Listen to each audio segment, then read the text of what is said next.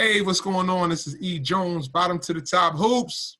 It's your boy, Black Elvis. We in the building. Yo, L, man, you stay with a crispy fit, man, that bottom to the top. You already I be holding it down. I be trying. something light.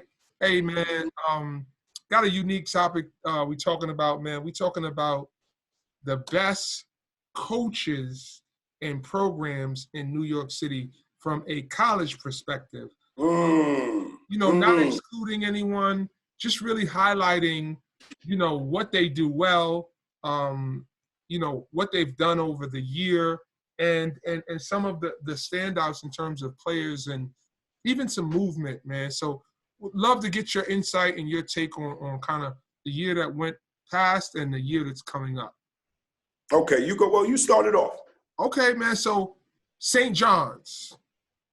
New coaching staff, Mike Anderson, Van Macon, my man Steve DeMayo. Mm-hmm. I thought that, man, they came out like gangbusters. Yeah. And just imagine if Samari would have stayed one more year. Yeah, I think it was time for him to go though.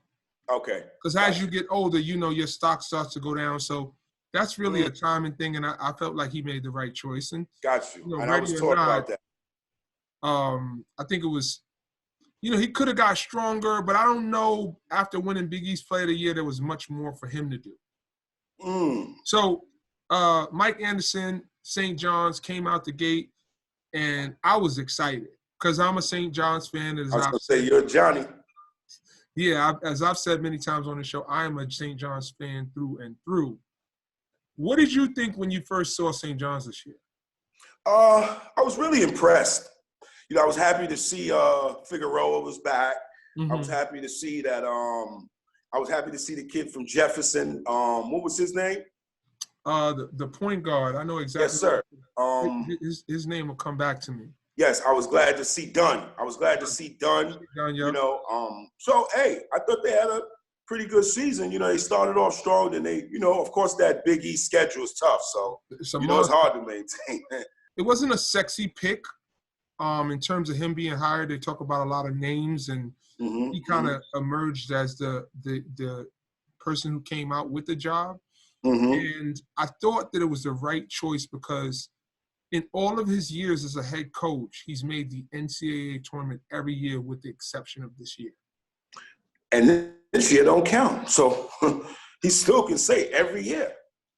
Because, that little asterisk. And you know what? They were up on Creighton when in the Big East tournament, so they could have had a Cinderella run. Yeah. But it was almost very like it played out for me. Like I knew Mike Anderson. I knew what he had done. I knew that he was Nolan Richardson's nephew. So he from basketball lineage. He coached on that Arkansas team as an assistant when they won a national championship. Man, Reem Reed got that ring as a prop 48. So I feel like in general, we identify with teams that exemplify New York City in our toughness and our fight, right? The Yankee teams that won it, the New York, Mark Messier and the Rangers and those Jets team with Klecko and Gastineau, Lawrence Taylor, Phil Simms, all of that stuff plays into it. So the coach, whether it's Parcells or Hubie Brown or Rick Pitino, those coaches come with a style that fits the city, and I think the city wraps its arm around that type of a style of coaching. Forget about X's and O's. I'm just talking about like finesse against toughness, skill against grit. You know what I mean? But what's your take on that? Well, I mean, at the end of the day, one thing I do know is players, it don't matter at what level, take on the personality of the coach. Agreed. So, they've actually done some really good recruiting. Bill Parcells was a major fit here. Jeff Van Gundy. I remember people saying, Jeff Van Gundy, you can look at him and see he ain't played ball. How he gonna coach? But he's a pure fact of you don't gotta play the game to understand and know the game. Yeah, he comes from basketball lineage. Anton Marchand told us that, right? That's right, he sure did. Van Gundy lineage.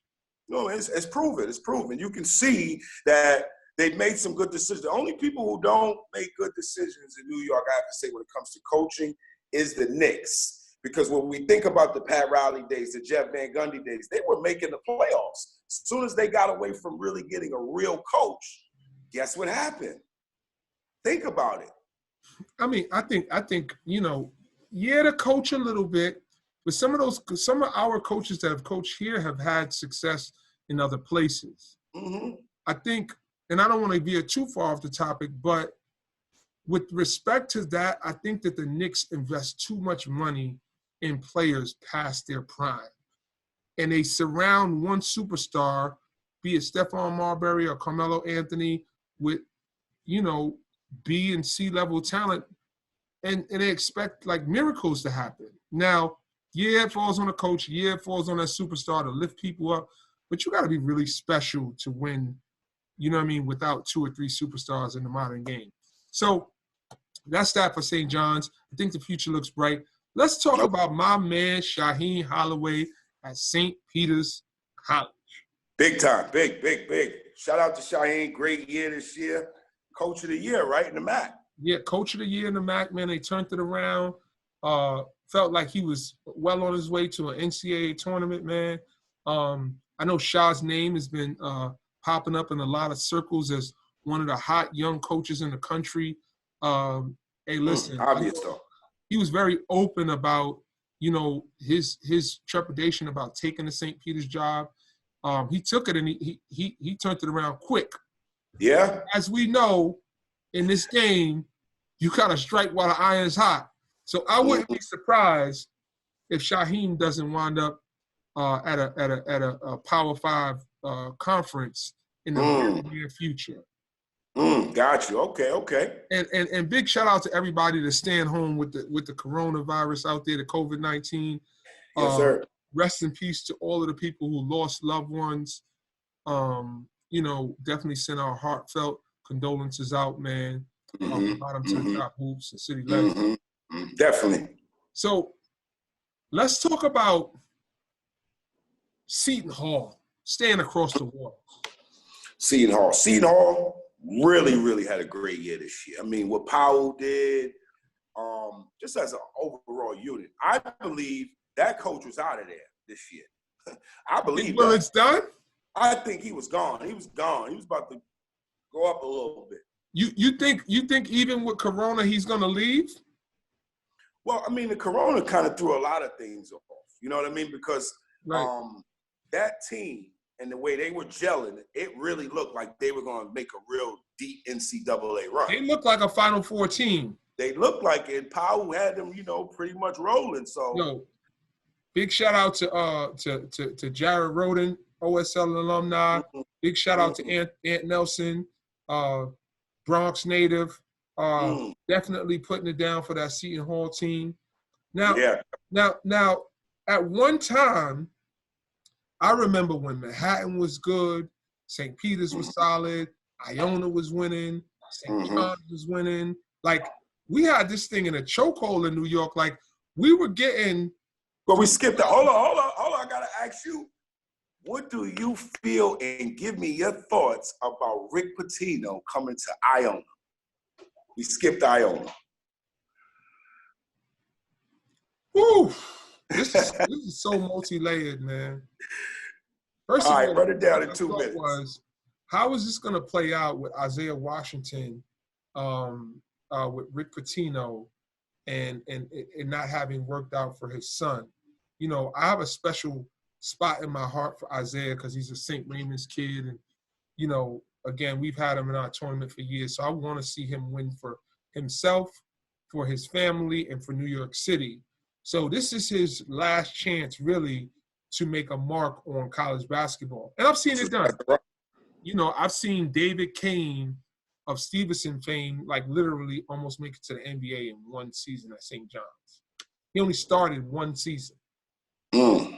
So I was kind of iffy about that, and big shout out to Coach Ricky Johns, who kind of told me that Rick Pitino is about winning, and Isaiah is going to be fine, and he's going to have an opportunity if he puts the work in to have a chance to have a great senior year.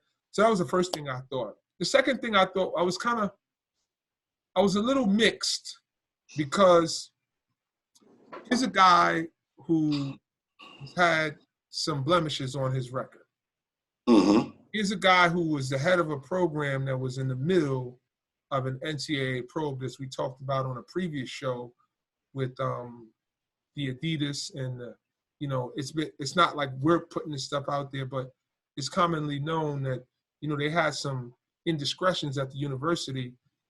And I wonder to myself sometime, here's a guy, I think Rick Pitino's in his late 60s or early 70s, who, he's a coach who comes with cachet and a reputation. Why does he get the opportunity for a second shot when a lot of other coaches who may be equally as qualified but maybe don't have the name recognition not get that same opportunity? I asked the question, then I answered it 2 seconds later, and I just had to realize, you know what, this is the world that we live in. Appreciate him for what he does, and just kind of try to do what we can with our platform to bring awareness and create change. Because if I just sit here and on a soapbox and just throw darts at Rick Pitino, I'm probably sure somebody could find flaws in my character for stuff that I've done to say, why am I worthy of having a podcast or being a professional athlete or owning a couple of businesses? Who am I to judge? But that was my natural reaction, was, it kind of seemed unfair, but life's unfair. So that was it did. Let's deal with reality. When we look at Rick Pitino, at least they smacked Rick on the wrist. He walked away. Hey, what about the? I don't even want to go back. But he sued the school for $12 million. Yeah, he should have. You know why he should have? Because every other school had those coaches back. Yeah. They didn't have his back. Well, they were never implicated on the beginning, though. You know what I mean? Yeah. And that one kid, Bruce Bowen, I believe his name was directly tied to Adidas and Louisville. Got you. So, and right before that, they had the situation with the ladies of the night on campus with the players. Got you. That's right. Yep. So that was enough to put. Yeah, they were done. They were done. And let me shed some light to this, right? There was a situation with Todd Bozeman, who's an African-American coach who coached at Cal Berkeley with Jason Kidd and Lamar Murray and a bunch of NBA players. He had it jumping over there. Like, he was the next best thing. And he got caught for some indiscretions, and he did get a second chance. He did get hired at Morgan State to become the head coach over there. So, if we're talking about the whole gamut of it, let's bring truth to it and say that it is situations. But I think that it may be, the pendulum may be a little uneven. But, basketball just reflects society. Yeah, pretty much. You know what, Al? Sometimes I feel like we doing a sports politics show. It's starting to become that. I mean, I want to raise awareness at the same time of educating people about basketball. So if I go off too far, man, you got to reel me back in. I'm letting you go. You got to reel me back. I mean, whatever's authentic and natural, I just want to let the people at home know we want to share from a very genuine place, man, and give you our insight and our opinion. All right, El, let's talk Manhattan College. Manhattan College. I feel like they've been like on a big shout out to my man Rashawn Storrs, associate head coach. Not even 30 years old yet. Really proud of him.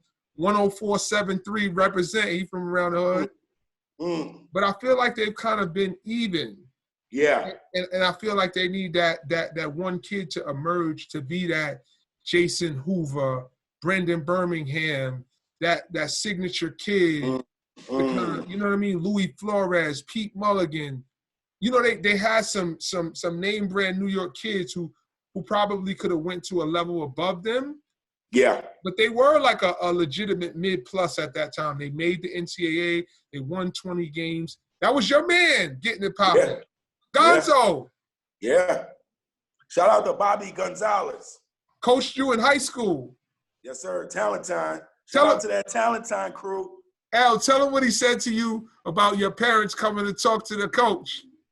If you ever have your parents come to me about my team, please don't come back. That's simple. Al, did your parents come back? Why? I'd have been with my parents. I think some coaches don't have the gumption to tell a kid that, especially a good player, because you know the fear of somebody actually taking you up on that. People would just it's almost like commonplace now for people to be in constant communication with the coaches about kids' playing time and how they're being used and all that stuff. I feel like if your kid can play, it's really nothing to talk about. Pretty much. I mean, I don't think that Kenny Anderson's parents were really going to the game saying, "How are you using my son?" Yeah. Right? Yeah. It's just the ones that are disgruntled who don't want to accept the talent level and the role that they've been put in. And Absolutely. Not every coach is right. And some kids get looked over. But, I mean, at the end of the day, let's be truthful. The studs play, and the kids like myself are role players, and I need to figure out how I can make a name for myself within the midst of this bomb team, whether you're playing on an elite team or an elite high school or college, or even an NBA team. NBA dudes like, you know, Rick Brunson and Kevin Ollie and guys like that who, you know, they're 20-year vets and 16-year vets. You know why? They're great in the locker room. They give max effort in practice. They understand their role. They're great teammates. They keep their mouth shut, and they understand it's not about me, it's about we.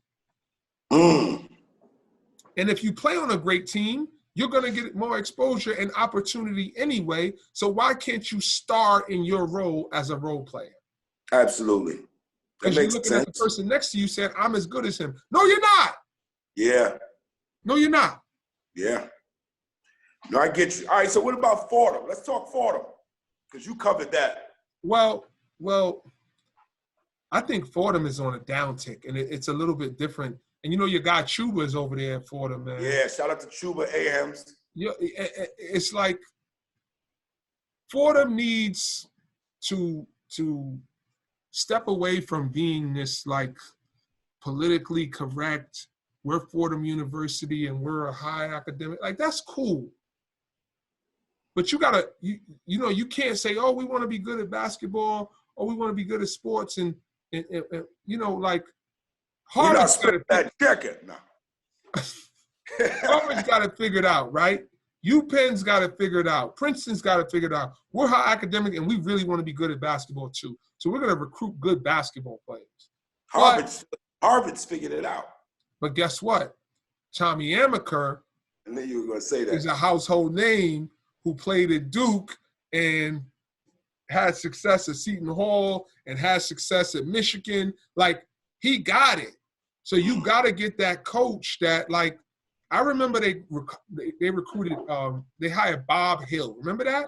Mm-hmm. He'd been an NBA coach. And I think that was when Bevon went there, 18 a game as a freshman. And it was like, oh, you could see where it's going. And they just never – I feel like Fordham needs to reach back and hire a young New York City guy and a private institution, somebody like, I don't know, maybe a Book Richardson. Because, you know, with the implications that he has, he won't be hired by a state institution, but private institutions can definitely take that chance. Got so you. Listening to me, Fordham, hey, hire Book and turn your program around.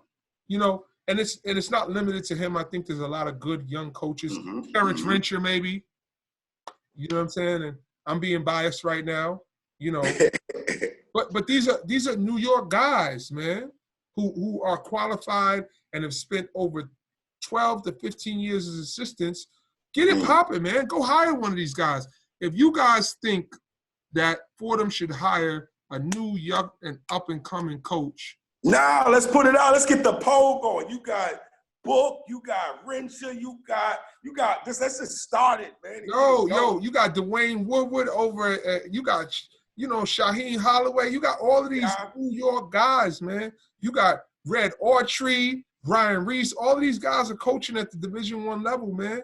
They're looking for a head coaching opportunity that's going to be right. And why not do it in there? Man, they'll have Fordham University popping.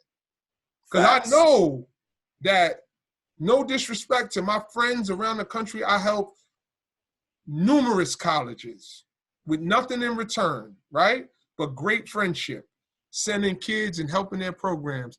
But best believe you me, if my guys was at Fordham, you got to take, you know what I mean? That guys got to wait, man. Take a number, like White Castle with that little square ticket.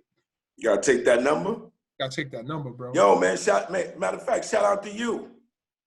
Shout out to me. What we shouting me out for, son? Yo, you getting the mixtapes popping, man, on IG. I see you, man. Yo, it's all about helping the kids, L. Hey, man, I think we covered it all. Yes, sir. We had a good time with it. Yes. I appreciate your insight as always, man. Stay safe. Make sure you guys are staying indoors, man. I think we're on the backside of this thing. I look forward to seeing all of you in the gym across the country. I'm out, man. E. Jones. You already know, Black Elvis, man. Y'all have a great day. Y'all have a great week. Looking forward to bringing another show to you next week. Watch out for the corona, and God bless. Yo, bottom to the top hoops, City Legends. Who you want to shout out, L? God. Say less. Yo, we out, man. Peace. All right, peace.